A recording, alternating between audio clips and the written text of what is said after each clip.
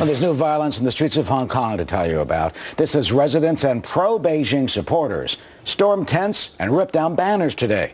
They were trying to evict those pro-democracy protesters from a bustling commercial district, while police tried to keep the two sides apart.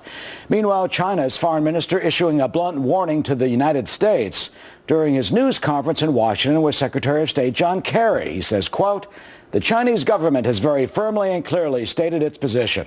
Hong Kong affairs are China's eternal affairs. All countries should respect China's sovereignty, and this is a basic principle governing international relations."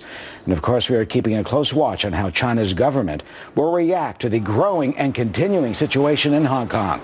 We're reminded of the last major pro-democracy movement 25 years ago that resulted in this iconic image, that of the lone protester, Tiananmen Square, when tanks and troops fired ammunition on the protesters in the square, resulting in hundreds of deaths. Could that tragedy be repeated again today in Hong Kong? Claudia Rosett is journalist in residence at the Foundation for the Defense of Democracies. She also spent several years reporting from Hong Kong and writes about the crisis in the current Weekly Standard. Claudia, good to see you today. Good to see you, Eric. You know, it is now just after 11 o'clock at night in Hong Kong. Those crowds are still there. They remain defiant. Yeah. And Beijing is warning of unimaginable consequences. How far do you think this will go?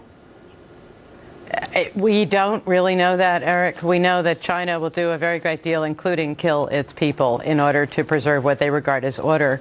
But Hong Kong is different from Beijing in the sense that there was an international promise made. It's different in many ways, but China should be reminded very loudly and clearly by the free leaders of the free world, U.S., Britain especially, that there were promises made that Hong Kong would be able to preserve its way of life.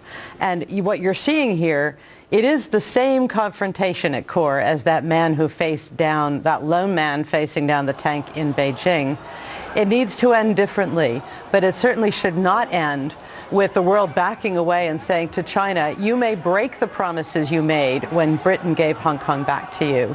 We need to remind them they promised to respect Hong Kong's ability for domestic self-rule and the rights that Hong Kong is essentially a free society that China has been eroding.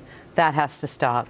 What is at stake here, it seems, Claudia, are the very democratic values that we cherish and we hold so dear, the West and the United States. Do you think Beijing is breaking that promise? And was it, in hindsight, a mistake for the British to hand over Hong Kong to the communists, to Red China in 1997, even though that lease ran out and maybe there was no other choice?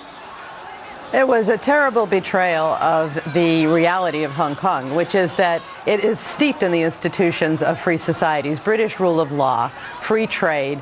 It is this amazing achievement built by refugees from China. People fled China to escape the repression there, and they built this incredible world-class city on the South China Sea.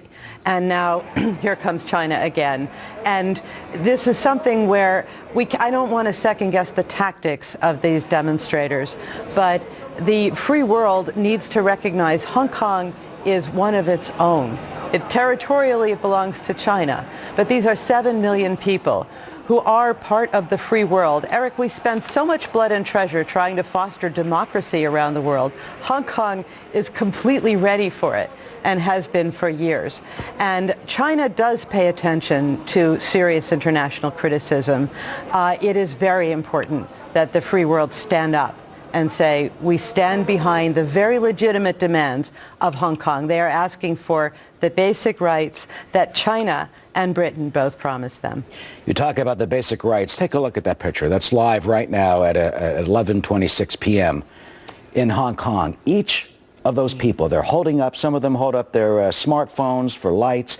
They are students, they are residents, they are business people. They are out there for freedom and democracy and self-rule and determination against the communist wall of Beijing, and potentially they could be threatening their own lives by doing that. This, as we learned, Claudia, that the protesters have now shelved talks with the government. What does that mean? Could this get much worse? And do you think that China eventually, unimaginably, could send the tanks in as they did in Tiananmen Square?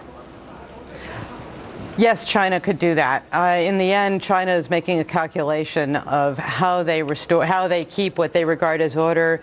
The problem for China, and it's an ugly problem, is that if they back down and say to Hong Kong, yes, we're going to reverse the sham election we offered you for your chief executive and let you really elect who leads you, the rest of China will look and think protests work. However, I don't think it's our job in the free world to sort of arrange to ease the way of the Chinese leadership. It should be our job to say to them, you have created an enormous dilemma for yourself by running an immensely repressive society and in trying to ingest this free polity that is Hong Kong. China did not get it handed back as a complete freebie. They agreed, they made an agreement that they would honor Hong Kong's way of life for 50 years. And finally, and there were... Claudia, Yeah. I'm sorry to interrupt, but we're out of time. But do you think the White House is doing enough giving China that message? No, not at all.